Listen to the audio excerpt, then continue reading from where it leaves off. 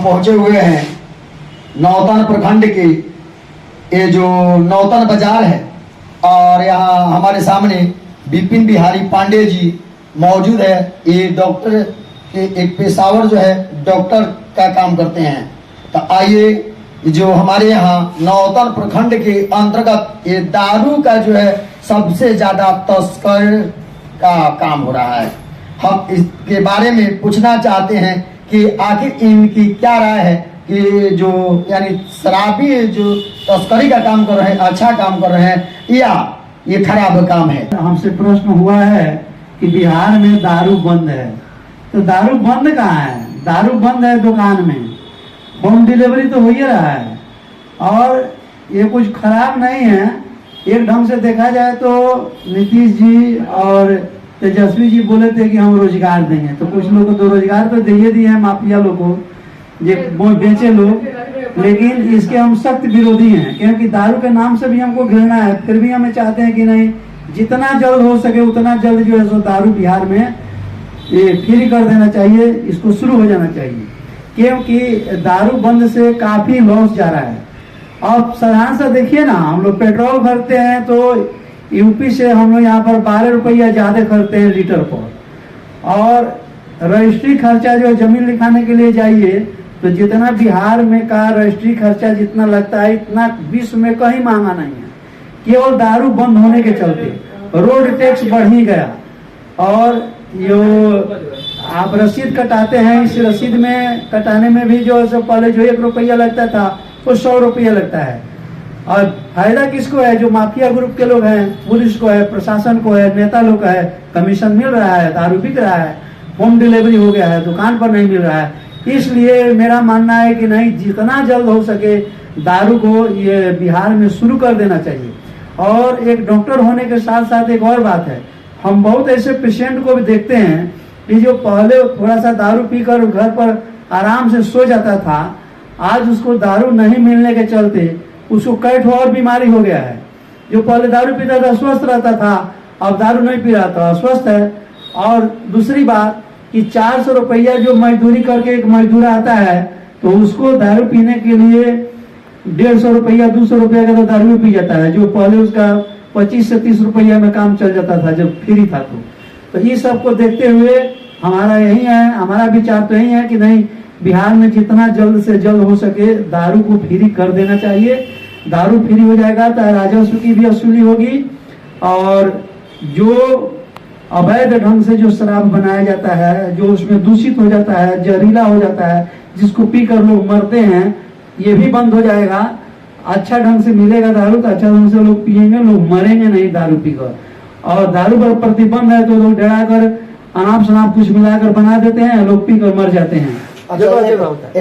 एक और मैंने सवाल रहा आपसे, आप कह रहे हैं दारू को मैंने बिहार में चलाया जाए, और कितना लोग कहते हैं नहीं दारू जो बंद है बहुत अच्छा है क्योंकि इसे जो है शांत इलाका है। खैर, आप इसके बारे में क्या कहना चाहते हैं? हाँ, ये तो बहुत बढ़िया प्रश्न किए कि दारू बंद है तो शांत इलाका है। शांत तो सही कर रहा है। अभी जादवपुर थाना में जो है परसों का बात है कि लोग बैठे थे द्वार पर, आया कर 3 ठो चाकू मार दिया, जिसमें एक आदमी आज मर गए, एक आदमी का डेथ हो गया गोरखपुर से, और फिर जो है सो 2 आदमी मरने वाले हैं।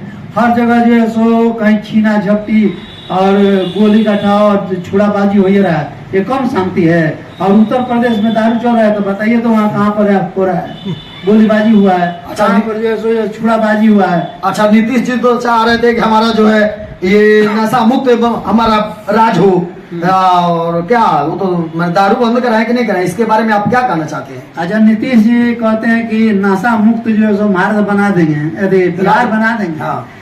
तो अभी तो मान लीजिए बड़मुंह बोला कहा जाएगा, क्योंकि मेरे हाथ में अधिकार नहीं है। अभी चाहेंगे नीतीश जी तो हमारे ऊपर कोई कार्रवाई करवा कर हमारे ऊपर ही कुछ कानूनी कार्रवाई करा देंगे। लेकिन आप बताइए कि जितने नेता लोग हैं इसमें से हम दावा के साथ कहते हैं कि 80% नेता लोग दारू पीते हैं। आता कहाँ से है? और बड़ा बाबू जो है सब पकड़ते हैं दारू और स्वयं बड़ा बाबू पीते हैं। लेकिन ये दारू मैंने बड़ा बाबू भी पीते हैं का? आप एकदम पीते हैं। थाना का कौन स्टाफ नहीं पीता है? लेकिन जाइएगा कहिएगा सामर्थ्य न कुछ दोष गोसाई। हाँ, सामर्थ्य का कुछ दोष न गोसाई। जी, मान समाजवान व्यक्ति का कोनो दोष नहीं होता है। हाँ, तो उनको कहिएगा, वो तो अपना ही जो है सो चिकना उना लेकर भीतर बढ़ जाएंगे। आप जाइएगा ना दोस्त है ना, मैं आप पत्रकार साहब हैं, आप भी पीते होइएगा तो आपको भी कहेंगे आइए ना पत्रकार साहब, आइए थोड़ा सा हो जाए, एक पैक लग जाए। तो देखिए हमारे सामने जो विपिन बिहारी पांडे जी है, ये बिहार सरकार से लेकर के और हमारे पदाधिकारी तक के पोल को खोल चुके हैं, क्योंकि दारू बंद नहीं है, क्योंकि होम डिलीवरी हो गया है। और हमारा जो बिहार जो है नशा मुक्त राज्य न होकर के ये नशा युक्त यानी राज हो गया है। दारू कहीं नहीं मिलता है, लेकिन घर घर पहुंच जाता है। यानी हमारे विपिन बिहारी पांडे जी जो खुलासा किए हैं ये शायद 100% सही है, लेकिन ये भी डर है कि कहीं नीतीश कुमार जी अगर न्यूज को देख ले तो हो सकता है कि पत्रकारों पर भी एफआईआर हो जाए, और हमारे विपिन बिहारी पांडे जी जो डॉक्टर साहब है ये इन पर भी एफआईआर हो जाए, कल जेल चले जाएंगे। तो देखिए कि हमारा जो बिहार है ये नशा मुक्त बिहार है या नशा युक्त बिहार है। आप ही लोग इस पर कमेंट करके बताइए क्या ये अच्छा बात है या जाते हैं। तो फतुहा में आप फतुहा जो मोड़ है वहाँ इतना जो है सो डेंजर है कि किसी भी ढंग से जाते हैं तो वहाँ डर रहता है गाड़ी बोलना नीचे सट जाने पर, और सट झिंझ जाता है। 2 बार मेरा नीचे आकर जब बम्पर टूट गया जिसमें मेरे 11,000 रुपया लगा, लेकिन घर है तो जाना पड़ेगा। बताइए सरकार की इतनी सुविधा है कि आपके चक्कर टूट जाता है, सरकार की इतनी सुविधा है। और पुलिया खान होकर जाते हैं तो उधर बांध पर खड़ंजा है, देखिए रहे क्या स्थिति है। अभी जो बांध की जो स्थिति है इसमें भी आवाज हम उठाए थे, आप लोग भी साथ दिए थे, जो हमारा था कि बांध का पक्कीकरण होना चाहिए जिससे बाढ़ से लोगों का निजात मिले। काफ़ी लोग जो है सो परेशान रहते हैं जब बांध टूटता है। तो अभी क्या स्थिति था, आज 10-15 दिन पहले का बात है। तो इसमें देखें ही इसमें भी हम गए और जहाँ तक हमसे बना सरकार से भी गुहार लगाए, प्रशासन से भी लगाए, अपने रात भर जागे रहे, लोगों को लेकर जो है सो लोगों को प्रोत्साहित करके किसी ढंग से मिट्टी उट्टी भर कर जो है सो बांध को बचाया गया। ये सभी लोग जानते हैं। तो इसी सब चीज़ को लेकर जो है सो हम घूमते हैं, इस पर लोग जो है सो इसी के चलते मेरा लोग नाम ले रहे हैं। अच्छा, एक और सवाल रहा कि अगर जब आप आएंगे राजनीतिक सत्ता में तो किसी पार्टी से आएंगे या मानकर चलते हैं निर्दलीय में आएंगे? नहीं, देखिए पार्टी से तो हम नहीं आएंगे। देखिए एक बताते हैं विपिन बिहारी पांडे जी जो यानी प्रशांत किशोर है अपना पर्चा ला रहा है, और उधर बीजेपी अपना पर्चा ला रहा है, इधर आरजेडी अपना पर्चा ला रहा है। आप इसमें किस पार्टी से आना चाहते हैं? देखिए हम किसी भी पार्टी से नहीं आएंगे। क्यों? इसमें आपके कोई भी जो पार्टी है अच्छा नहीं है? नहीं, हमके कोई पार्टी हमें अच्छा नहीं लगता है। हम किसी पार्टी से अगर आएंगे तो हम अपना डॉक्टरी ही क्यों नहीं करेंगे, इसी से हम कमाएंगे। हमको कमाना रहता तो हम उसमें राजनीति में काहे के लिए जाएंगे। और पार्टी में जब जाएंगे तो पार्टी का हमारे ऊपर दबाव रहेगा कि आप हमारे अनुसार से चलिए, और हम चाहेंगे कि हमारे अनुसार से चलना चाहिए, हमारे क्षेत्र का विकास होना चाहिए। यहाँ पर जो सब 2 नंबर काम नहीं चलेगा, और पार्टी कहेगी कि नहीं 2 नंबर काम होना चाहिए। अच्छा, प्रशांत को कमीशन चाहिए। अच्छा, प्रशांत किशोर जी का एक तो कहा नाम है कि हम एक स्वच्छ भारत बनाएंगे, जो बीजेपी है अपने भी कर रही है और आरजेडी अपने भी कर रही है, क्योंकि यानी विपक्ष में उतरे हुए हैं। तो क्या वो तो बता रहे कि हम स्वच्छ भारत को अपनाएंगे, लेकिन आप कह रहे कि हम ये कहने के लिए कुछ और होता है, करने के लिए कुछ और होता है। प्रशांत किशोर जी कह रहे हैं कि स्वच्छ भारत बनाएंगे, पहले अपने तो स्वच्छ हो जाएं, उनमें कोई खोट रहेगा कि आपको नहीं बुझाता है? ये हर बच्चा बुझ जाएगा। कितना लोग बुर्बक थोड़े हैं, सभी लोग पढ़े लिखे हैं। आज नहीं तो कल जानेंगे कि हाँ आप क्या हैं। आप बताइए, आपसे दो तीन इसमें उपमान देते हैं। सबसे पहले प्रशांत किशोर जी मोदी जी से मिले तो चाय वाला का नारा लगाए, मोदी जी के हो गए, मोदी जी प्रधानमंत्री बन गए। उसके बाद से जाकर सट गए अखिलेश जी में, तो अखिलेश जी को कुछ सीट दिलवा दिए। उसके बाद से आकर लालू जी में सट गए तो लालू जी के पार्टी बन गए। यानी इसका मतलब मेरा बात पहले सुन लीजिए, लालू जी में सट गए। उसके बाद से नीतीश जी में सट गए तो राज्यसभा में भेज दिए गए नीतीश जी के द्वारा। तो नीतीश जी ठीक थे। जब हर जगह से इनका राज फूट गया है तो अभी सभी लोग खराब हो गए, तो ये अपना पार्टी बना रहे हैं। आप बताइए कि जो आदमी स्वयं आज तक कहीं अस्थिर नहीं रहा वो करेगा क्या? वो क्या करेगा, क्या सुधार करेगा? और कहते हैं कि हम बिहार को जो है सो सुधारेंगे। और क्या सुधारिएगा? देख तो रहे हैं कि जितने भी इनके साथ में लोग मिल रहे हैं, आप लोग भी घूमते हैं तो देखिए लगे इनके साथ में घूमते कौन है, जाते कौन है, किन लोगों के साथ में लेकर घूमते हैं, अगर हम कहेंगे तो बवाल हो जाएगा। ना थोड़ा सा देखिए, जब राजनीतिक सतह में आया जाता है तो यानी विपक्षी का पोल खोला जाता है। तो अगर आप जानते हैं तो इसे पोल खोलिए कि हाँ मानकर चलो प्रशांत किशोर जी के कानों में जाए और वो अपनी जो दुनियादारी है यानी गलती जो दिखा रहे हैं और बोल रहे हैं स्वच्छ भारत बनाएंगे, तो उसे देख कर थोड़ा सोचा हमें क्या हमें कोई ना कोई गुण है। स्वच्छ भारत बनाने के लिए पहले स्वच्छ के विषय में जानिए तो स्वच्छ क्या है। हमको जहाँ तक जानकारी है कि बहुत लोग आज में भाई ये उनका टिकट हमको मिलेगा, हमको मिलेगा, हमको मिलेगा। यहाँ अपने ये नौतन विधानसभा क्षेत्र में आप बैठे हैं, यहाँ करीब करीब 20-25 आदमी को हमको जानकारी है जो लोग कहते हैं कि प्रशांत किशोर के पार्टी से हम आ रहे हैं।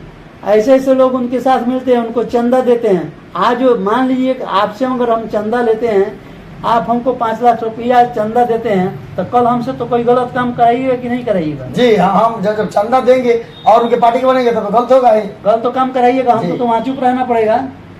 तो आप बताइए, सोचिए तो पहले कि होता कैसे है। एक गाड़ी पर स्टिकर लग जाता है, उसका भी तनख्वाह मिलता है।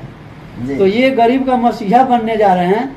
और ये जो काला वाला जो पिच देख रहे हैं ना, इसका जो है सो ये वैज्ञानिक ढंग है कि 10 साल से 15 साल चलना चाहिए।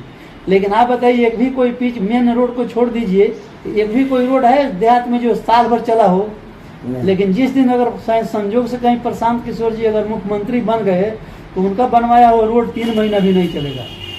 यानी जो प्रशांत किशोर जी मुख्यमंत्री बन जाएंगे तो 2-3 महीना नहीं जाएगा। इसमें देखिए ये होता है ना जी कि ये जैसे यहाँ पर 3 ऑप्शन आप दिए, लालू जी को दिए, नीतीश जी को दिए, प्रशांत किशोर जी को दिए। जी हाँ, ये तीनों आदमी है, तो तीनों आदमी अच्छा कौन है? तो मान लीजिए कि आदमी जो कुछ खाता है ना, तो खाते खाते उसका मन उब जाता है, तो दूसरा चीज खाने के लिए चाहता है। इसमें क्या हो रहा है? तो वही है, प्रशांत किशोर जी जो है सो अपना ये झंडा घुमा रहे हैं, दिखा रहे हैं।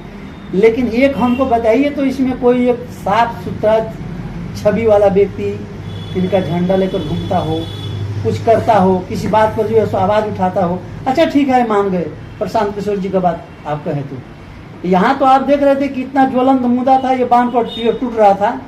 जब ये इनका पूरा पार्टी चारों तरफ घूम रहा है ना, पूरे बिहार में घूम रहा है, कोई ऐसा जगह नहीं है।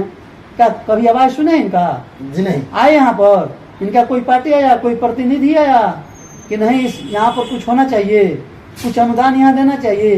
एक गाड़ी जो है सो 4 चक्का जो है सो उनका 35,000 और 40,000 महीना पर चल रहा है, भाड़ा पर लेकर लोग चल रहा है। पैसा आ कहाँ से रहा है?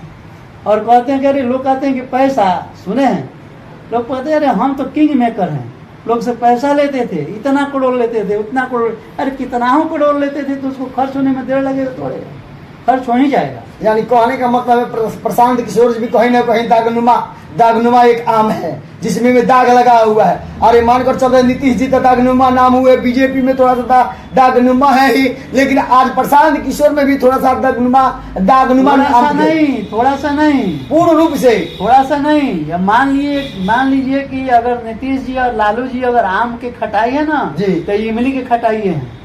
देखिए हमारे सामने विपिन बिहारी पांडे जी जुड़े रहे और विपिन बिहारी पांडे जी जो एक प्रशांत किशोर जी के बारे में खुल कर आए हैं और ये भी बता रहे हैं कि जो राजद है यानी आरजेडी है यानी तेजस्वी और प्लस नीतीश जी और बीजेपी, ये लोग जो है अभी आम के खटाई है। तो ये जो प्रशांत किशोर है ये इमली का खटाई है, सबसे ज्यादा खतरनाक जो होता है इमली का खटाई होता है। तो आइए हमारे सामने बने रहे ये जो विपिन बिहारी पांडे जी और विपिन बिहारी पाएंगे। तब तक ले जय हिंद, जय भारत, नमस्कार।